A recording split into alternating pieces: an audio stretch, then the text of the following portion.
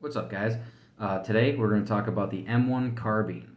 So the M1 Carbine is a semi-automatic carbine-length rifle, and this bad boy is chambered in the 30 carbine round, which is this little fella right here.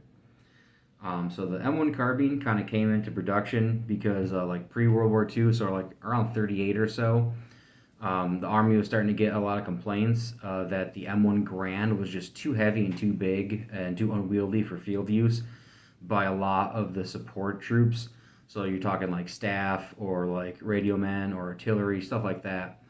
They were finding it, in addition to their equipment, just the gun itself was a little bit too big and heavy. So they started looking into, they wanted something smaller and lighter. And, by the time we started to get into the war, like we really wanted to push this along and just get a smaller, lighter uh, rifle than the M1 Grand, but it really needed to be more accurate, more penetration, more powerful, and just reach longer distances than either the Thompson or the 1911, which are both 45 ACP. And they also kind of wanted something for paratroopers as well. So they had the original design by this was by Jonathan Ed Browning, who's the brother of the world famous John Moses Browning. He kind of came out with a design that would end up leading to this in like 38, a little bit before he died. And then when he did pass, Winchester put a bunch of engineers on that design, and they basically worked on it and kind of incorporated a bunch of parts and designs from different firearms. And by 41, they got together a prototype that was pretty cobbled together. I think it had like a 1905 trigger grouping.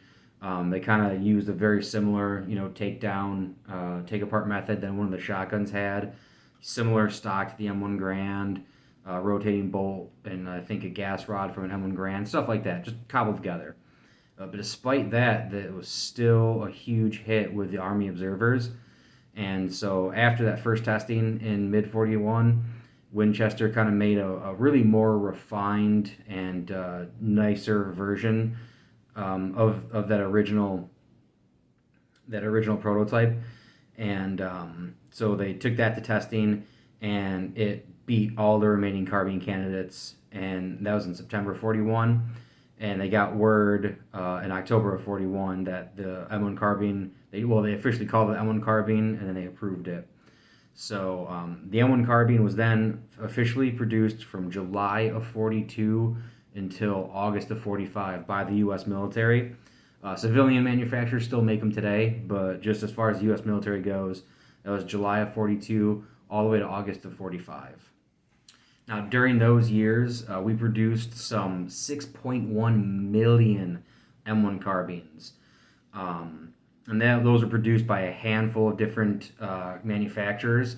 I'm going to read them off with the production numbers just because I can't remember all that off the top of my head. So essentially, you had the Inland Division of General Motors, and they produced 2,632,000. You had the Winchester Repeating Arms, which they produced 828,000. You had Underwood by Elliott Fisher. They produced 545,000. There's the Saginaw Steering Division, the Steering Gear Division, by General Motors.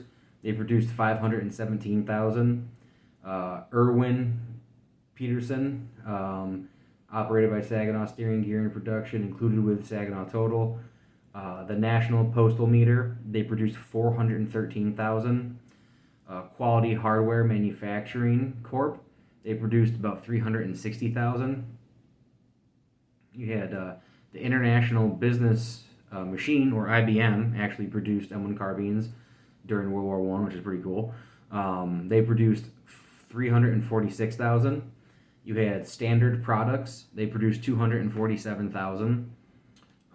Then you had the Rockola Manufacturing Corporation. They produced some 228,000.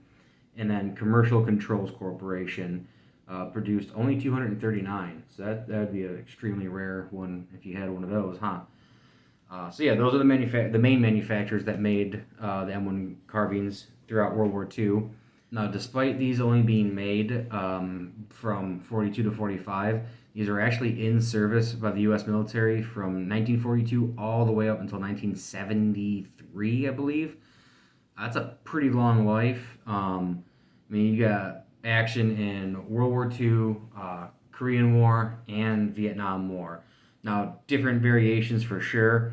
You had the M1 with a few different variations of like changing out the rear sights, that kind of stuff, up to the M2, which had a selector switch, so you could actually turn it to full auto, which would have been pretty freaking sweet. And then you had like the M3, which I think was set up with a night vision scope.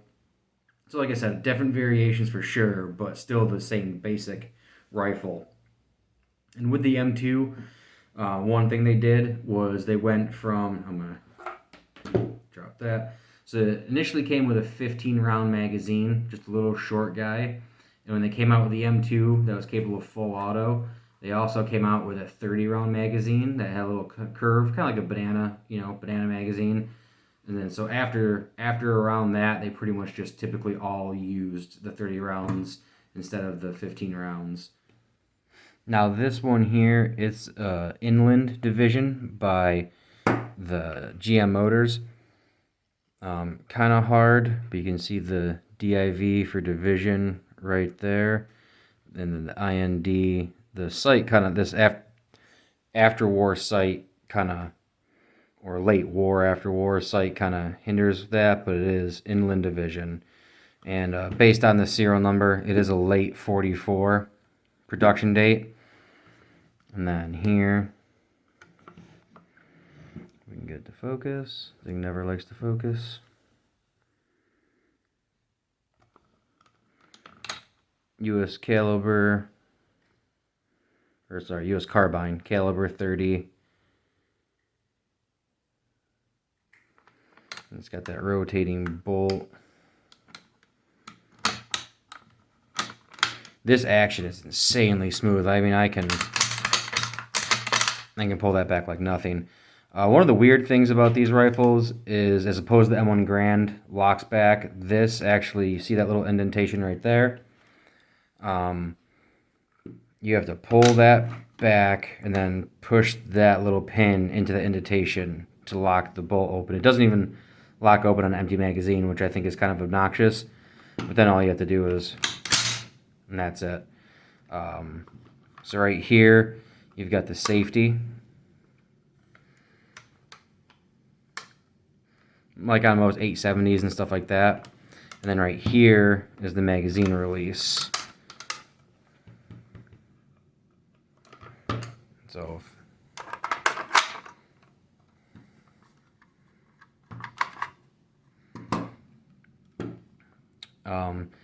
like I said, originally these did not have the bayonet lugs. Those came later. And then another way I know this is an Arsenal rebuild is, let's see if this will take forever to focus. This is actually an Underwood barrel with a 44 date on it, I believe. Yeah, 944 with the flaming ordnance bomb right there. So kind of cool. It is a inland receiver with an Underwood barrel. I'm sure some of the other parts are replaced as well, as happens with these kind of Arsenal rebuilds. You know, it could have been a CMP rebuild. The stock is in pretty good condition though, so I'm definitely not complaining. And I got it for a decent enough price.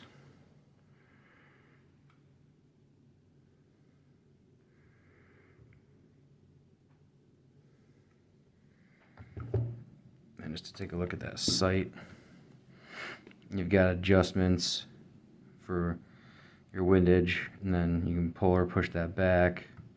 I guess the original sights originally just pretty much had an option for 100 and 300.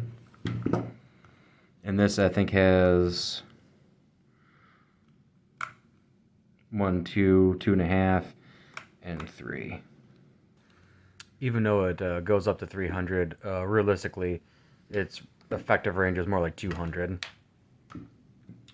So, yeah, that's just a little history about the M1 Carbine and a little look at mine. Appreciate you guys tuning in. Hope you learned something. And until next time. Oh, it did lock in. I was mistaken.